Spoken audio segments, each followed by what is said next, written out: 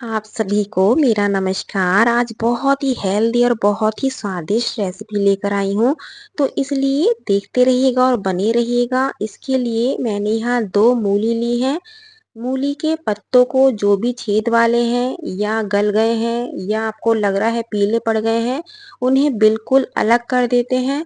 और यहाँ दोनों मूली काटते टाइम मैंने थोड़ी सी मूली इसमें बाकी छोड़ दी है, करीब 1 इंच का टुकड़ा है। तो इसे पहले मूली को काटेंगे और जो मोटा वाला डंठल है इसको हम निकाल के अलग कर देते हैं। और जितने भी हमारे साफ पत्ते हैं सभी को बारीक काट लेते हैं। यहाँ 2 मूली के साथ 2 मीडियम साइज के आलू लेने हैं। इन सभी को अच्छे से पहले धो लेते हैं। मूली के पत्ते धो लेते हैं और यहाँ आलू भी अच्छे से छील के धो लेते हैं। तो दोनों चीजों को मैंने अच्छे से धो लिया है। अब हमें करना क्या है, सबसे पहले नीचे की साइड आलू रखने हैं कुकर में। पत्ते ऊपर डालिएगा और आलू नीचे की साइड रखिएगा। और थोड़ा सा इसमें आप चाहो तो 2 चम्मच पानी डाल सकते हैं। वैसे हमने पत्ते धोए हैं तो उसमें पहले से ही पानी है और मूली पानी छोड़ती भी है, तो इसमें केवल हमें 1 सीटी लगानी है। यहाँ लिया है मैंने चावल, जो नॉर्मल हम चावल दाल यूज करते हैं वही वाला चावल है। तो 1 कटोरी या पौन कटोरी जो भी आप चावल बनाते हो उतने आप चावल ले लीजिएगा। और एक छोटा सा गोभी का फूल लिया है, इसके भी छोटे छोटे पीस कर लेते हैं और चावल के साथ ही इसमें डाल के अच्छे से धो लेते हैं। और चावलों को अच्छे से धोने के बाद इसे 20 से 25 मिनट रेस्ट के लिए छोड़ना है। चावल आप खिचड़ी वाला भी ले सकते हैं या नॉर्मल जो दाल के साथ आप चावल बनाते हैं वो चावल भी आप यूज कर सकते हैं। जिसकी आप खिचड़ी बनाते हैं वो चावल भी आप ले सकते हैं। तो इसे मैंने अच्छे से धो लिया है और धोने के बाद इसका पानी चेंज कर लेते हैं और इसे साइड में रखना है। अब यहाँ ली है अरहर की दाल। ये मत सोचिएगा मैं यहाँ अरहर की दाल और चावल बना रही हूँ, बिल्कुल भी नहीं बना रही हूँ। बिल्कुल यूनिक और बहुत ही स्वादिष्ट रेसिपी है। तो दाल हमें थोड़ी सी कम लेनी है, चावल हल्का सा ज्यादा लेना है और दाल थोड़ी सी कम लेनी है। तो इसे भी अच्छे से धो लेते हैं और इसे भी रेस्ट के लिए छोड़ देते हैं। और यहाँ लगा लेते हैं थोड़ा सा आटा। जैसे नॉर्मल रोटी का हम आटा लगाते हैं ठीक उसी तरीके से हमारा आटा भी लग चुका है। आप देखते जाइए कितने फास्ट तरीके से और कितना हेल्दी और स्वादिष्ट आज खाना बनने वाला है। तो यहाँ मूली के पत्ते भी उबल चुके हैं। तो यहाँ पहले सबसे पहले आलू चेक करेंगे। यदि आलू मोटे साइज का है तो 2 पीस कर लीजिएगा और छोटे साइज का है तो आराम से उबल जाता है। तो इसे पहले छलनी में निकाल लेते हैं और छलनी में निकालने के बाद जब ये हाथ लगाने लायक हो जाए, थोड़ा ठंडा हो जाए, तो हमें करना क्या है, पहले आलूओं को अलग कर देते हैं और मूली के पत्तों को थोड़ा निचोड़ लेते हैं। बहुत टाइट नहीं निचोड़ना है कि बिल्कुल ही सारा इसका जूस निकाल दें, बस हल्के हाथों से जो एक्स्ट्रा पानी है बस वो निकल जाए। आप देखिएगा ध्यान से मैं कितना निचोड़ रही हूँ, बहुत ज्यादा नहीं निचोड़ना है। बिल्कुल एकदम खिली खिली हो जाती है और बहुत ही स्वादिष्ट ये सब्जी बनती है। तो सभी को पहले निचोड़ लेते हैं और इसे पानी को अलग फेंक देते हैं। काफी सारा इसमें पानी निकल जाता है। तो चलिए यहाँ रख लेते हैं कढ़ाई और कढ़ाई में लेना है सरसों का तेल। जब तेल अच्छे से गर्म हो जाए तो यहाँ लिया है मैंने अजवाइन, जीरा वगैरह यूज नहीं करना है, अजवाइन और हींग ली है। बारीक कटी हुई 2 से 3 हरी मिर्चें और इसमें कुछ बेसिक से मसाले जैसे धनिया पाउडर, हल्दी पाउडर, लाल मिर्च पाउडर। और यहाँ आलूओं को फोड़ के इसमें मिला लेते हैं। और आलू जब फूट जाए तो इसमें मूली की भूजी, स्वाद अनुसार नमक और इसे थोड़ा सा भून लेते हैं बिना प्याज लहसुन। ये इस तरीके से आप मूली के पत्तों की भूजी बनाएंगे तो बहुत ही स्वादिष्ट बनती है। वो बात दूसरी है कि आप बिना प्याज लहसुन के खाना खाना पसंद ही नहीं करते हैं। यदि ऐसा बनाएंगे तो ये भी बहुत स्वादिष्ट बनती है। ऐसा नहीं है कि प्याज लहसुन से ही आपको स्वाद मिलेगा। तो इस तरीके से मूली के पत्ते और आलू की भुजी बनाइएगा, बहुत ही स्वादिष्ट लगती है। बच्चों को टिफिन में भी दे सकते हैं और ब्रेकफास्ट में पराठों के साथ भी बना सकते हैं। तो चलिए भुजी हमारी तैयार हो चुकी है, गैस को ऑफ कर देते हैं। अब हमें बनाना क्या है, जो हमने दाल चावल भिगो के रखे हैं उसकी बहुत ही हेल्दी और बहुत ही स्वादिष्ट रेसिपी है। तो बहुत ध्यान से देखिएगा। यहाँ 1 कटोरी के करीब मैंने चावल लिया था, तो यहाँ कम से कम 5 से 6 कटोरी हमें पानी लेना है। 6 में 7 कटोरी भी लेंगे तो भी चलेगा। तो यहाँ दूसरे बर्तन में भी हम पानी गर्म होने के लिए रख देते हैं।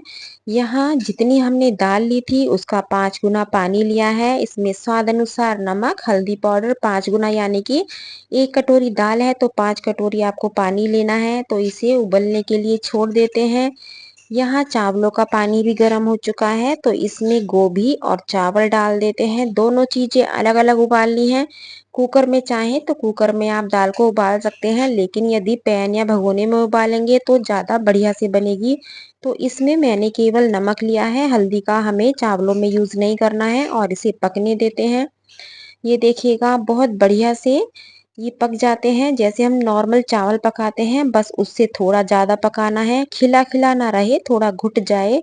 तो गोभी भी हमारी बढ़िया से सॉफ्ट हो चुकी है और चावल भी बढ़िया से सॉफ्ट हो चुका है। अब इस टाइम हमें करना क्या है, 6 से 7 दाने हमें लेने हैं इमली के। जो इमली का गूदा वगैरह होता है, पेस्ट होता है, वो नहीं लेना है। जो इमली के बीज होते हैं, जो अंदर बीज होता है इसके, तो वो हमें लेना है। और चावल पकने के बाद डालने हैं, ऐसा नहीं है चावल पकने से पहले आप पानी में डाल दें तो उससे चावल उतना प्रॉपर तरीके से नहीं पकेगा। तो यहाँ दाल भी बढ़िया से पक चुकी है, आप देख सकते हैं। तो इसे भी अभी साइड में रख देते हैं और यहाँ दूसरी तरफ रख लेते हैं तवा। और जितनी देर में तवा गर्म होता है आपको करना क्या है, एक प्यारा सा कमेंट्स करना है कि आप कहाँ से मेरा वीडियो देख रहे हैं और आपको मूली के पत्ते और आलू की भुजी कैसी लगी है। हमने जो ये दाल चावल उबाले हैं अभी बस फुल्का बना के उसमें बताऊंगी क्या करना है। और इतनी हेल्दी, इतनी स्वादिष्ट ये रेसिपी बन के तैयार होती है, अभी तक आपने शायद ट्राई नहीं की होगी। तो यहाँ मैं फिलहाल भुजी के साथ पराठे बना लेती हूँ और फिर करेंगे प्लेटिंग। तो जल्दी जल्दी से लाइक शेयर कर दीजिएगा, क्योंकि बीच में मुझे इस तरीके से याद दिलाना पड़ता है, क्योंकि आप रेसिपी में खो जाते हैं और फिर लाइक शेयर करना बिल्कुल भूल जाते हैं। और चैनल पे यदि पहली बार आए हैं तो सब्सक्राइब जरूर कर लीजिएगा, क्योंकि बिल्कुल घरेलू और बहुत ही आसान रेसिपी मैं लेकर आती रहती हूँ। तो यहाँ गाय का भी फुल्का बन चुका है। इस पे लगाना है थोड़ा सा देसी घी। बहुत सारे कमेंट्स आते हैं कि मैडम हमारे घर के आसपास गाय नहीं है तब क्या करें।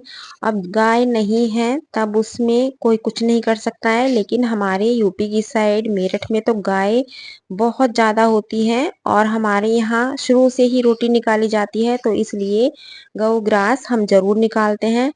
तो यहाँ चलिए 1-2 पराठे बना लेते हैं और फिर करेंगे प्लेटिंग।